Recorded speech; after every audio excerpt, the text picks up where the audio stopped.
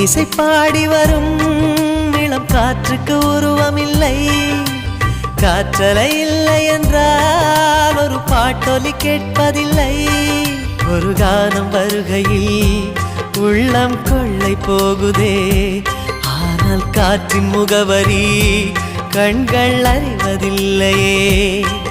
இந்த வாழ்க்கையே ஒரு தேடல் தான், அதை தேடி தேடி தேடும் மனது தொலைகிறதே.